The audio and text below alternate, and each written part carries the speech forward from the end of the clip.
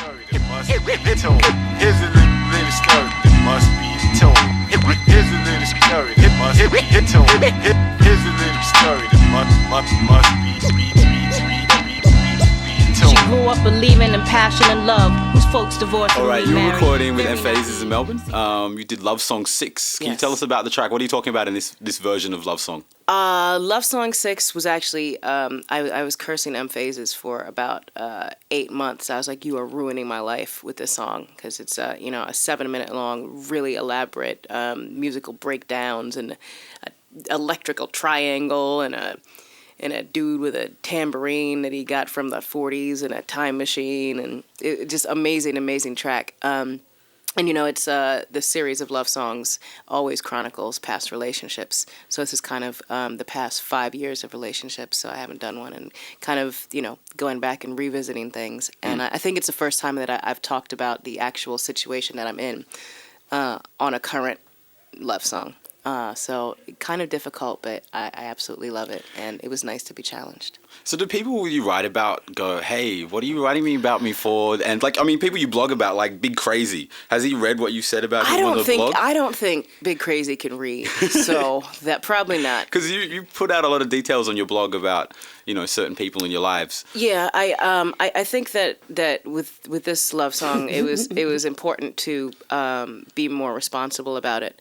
And can kind of do it in a different way. And, I think that just comes with, age and wisdom and experience, because I'm 72 now. And so, yeah, finding a responsible way to do that. But I do always say, when I get into any kind of relationship, I'm like, look, man, this is going to go in a song, so you should probably end this well. I'd be disappointed. Don't mess it up. I'd be disappointed if you didn't write about me, like, oh, look, I'm not good enough to write about. You don't... Yeah, I thought about that too. So I was not going to write about someone, but then I decided to. Okay. Now, ask Pharaoh some questions. I've got some questions for Pharaoh. I'm going to keep it on this tip of a little while. It's Jean's birthday. And that's why I need to relax. And that's why we need to ask her the questions. Oh, boy. But can I ask Jean a question? Yeah, you can ask Jean a question. Who else produced on Cake or Death? Jesus. Jesus did 3 tracks. There would be Ski Beats. What did Jesus use? Does he still use the harps? SP12? SP12 and harps. Okay. And fish. And wine. And bread. Ski Beats, not RJD2 is on there. Fatin, who's amazing, who did 3 tracks. He actually started working with me first on Genius. I actually did a lot of, musical arrangements, and so I'm counting myself, because it was a really big production, just all in general, and I think production is not just someone making a beat and sending you a beat. It's a lot more than that. So. And Pharaoh, you've got your album coming out soon. I've seen the list of guests that you got. You got Styles P, Fonte. There's Jean Grae, of course. Royce 5'9", Immortal Technique, Jill Scott, Mr. Porter, and I think there's a few more. It sounds like a different record to the last one. Can you describe where you're going with this? It's an honest record. The musicality is sample based, with a little more instrumentation, not as much as Desire. Still soulful.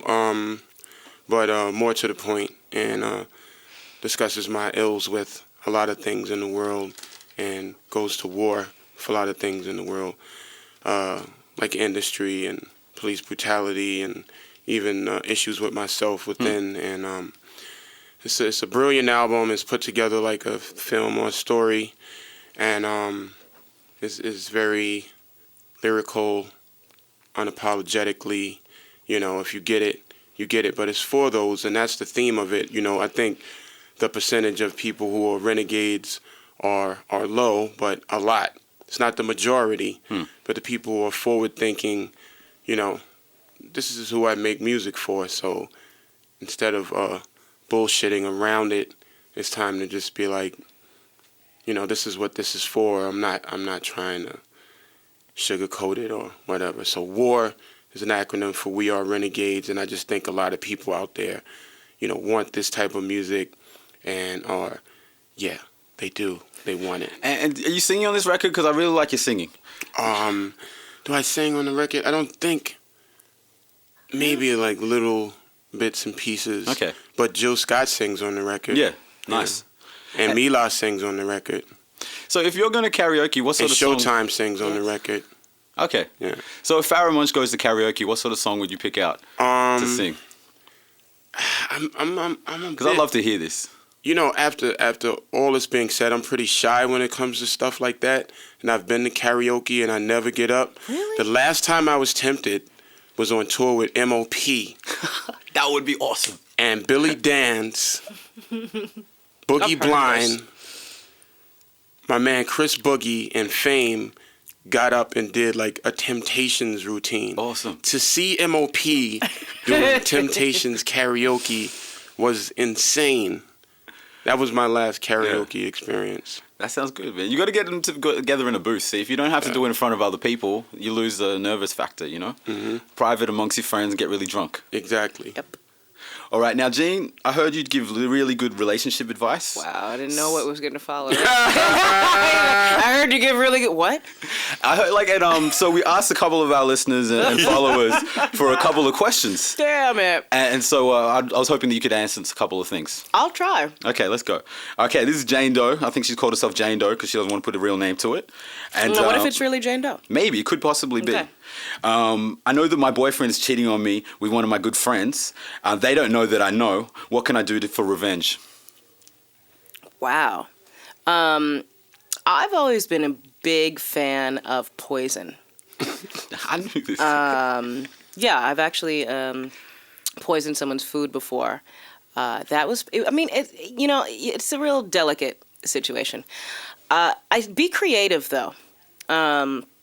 Definitely don't go for these are the things you don't do. No bricks through a car window. Don't like key someone's car or make like stupid messages. Don't do anything that can actually be traced back to you.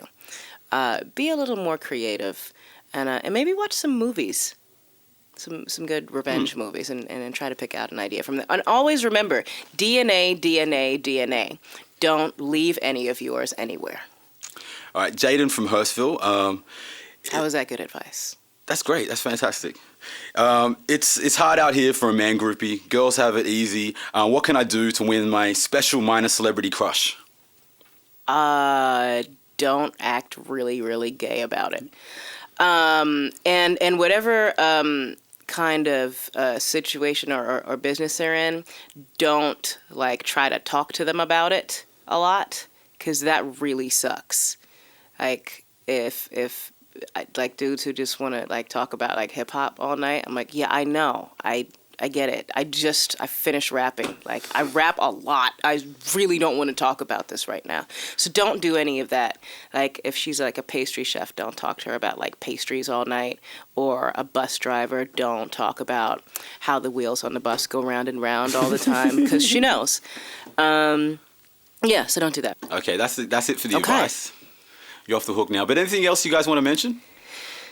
We got a show at the Metro. That's right. That'll probably be in the past by the time anybody. We had a show at the Metro. Oh my God! It was amazing. When it comes to shows, Sydney kicks. When you brought out that midget, and then you set the midget on fire, and we threw him in the audience, I was like, no way! And the people singed their hands trying to surf him. It was sick. It was sick. And then they dropped the midget. Oh yeah, Crazy. that was sad. But we kept going because we didn't really know him, so he was a hired midget. You know. All right, well, thank you very much, guys, for Thank joining you. us here at FBI. Yeah, you welcome. Conundrums ain't pretty. In this sorry. cesspool called New York City. I call it that cause it smell like shit. Walk around hunchback or you might get hit. I knew a nigga so cracked to his moms. That same motherfucker so cracked to his kid. Looking like 300 coming back from his bed like Pharaoh, let's get this money for real.